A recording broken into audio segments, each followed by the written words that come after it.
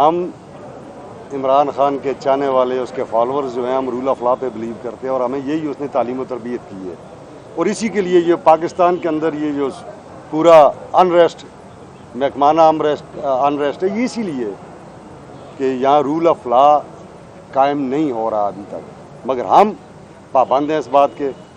ہمیں جس وقت ہائی کورٹ کا یہ آرڈر موصول ہوا ہم نے اپنی ٹیم سے اور اسمبلی سیکریٹریٹ سے کنسلٹ کیا تو پتہ لگا کہ ہمارے پاس اجلاس کے لیے کوئی ریکوزیشن نہیں ہے، نہ صوبائی حکومت نے اجلاس طلب کیا نہ کوئی ایسی بات تھی، تو ہم نے یہ باہمی مشاورت سے یہ فیصلہ کیا کہ ہم کورٹ کے آگے حقائق کو رکھتے ہیں، پھر جو بھی آنریبل ججز کی جو بھی ڈائریکشن ہوگی ہم انشاءاللہ تعالیٰ اس پہ عمل درآمد کریں گے۔ ہم ضرور اس پہ عمل درآمد کرتے، مگر چونکہ ہمارے پاس اجلاس کوئی ان سیشن تھا ہی نہیں، تو اس لیے جب اجلاس ہی نہیں ہے تو ہم کس بات پہ عمل درآمد کر سکتے تھے۔ بابر سلیم چودھری صاحب کیا کہیں گے؟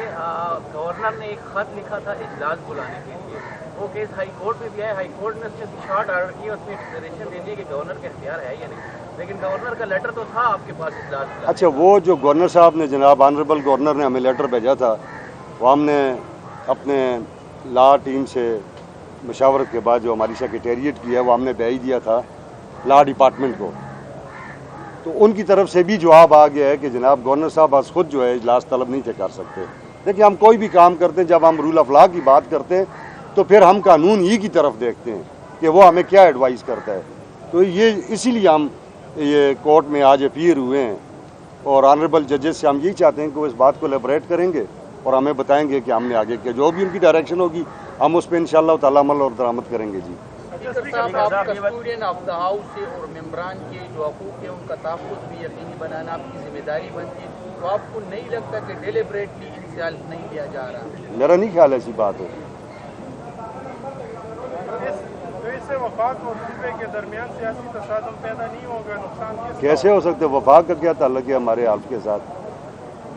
ہمارا اپنے ایکٹ کے تحت ہم قائم ہوئے ہیں، ہم اپنی ڈومین کے اندر ہیں، جو بات قانون کے مطابق ہوگی۔ جب آپ کو کہتے ہیں، دیکھیں اس ملک کے اندر صرف ہم ہیں جو رول آف لا کی بات کرتے ہیں، باقی تو سارے قانون کی کتابوں کے اوپر چڑھ کے کھڑے ہوئے ہیں، ہم تو تابع ہیں قانون کے اور قانون کے رکھوالوں کے۔ یہ بتائیے، آپ رول آف لا کی بات کرتے ہیں تو ان کو بھی ووٹ سے محروم رکھا جا رہا ہے، جو منتخب مخصوص نشستوں پر منتخب ارکان ہیں، تو کیا وہ ان کی آپ ایک طرف آئینی ذمہ داری پوری نہیں کرتے، اس طرف دوسری طرف اس کو محروم رکھ رہے ہیں؟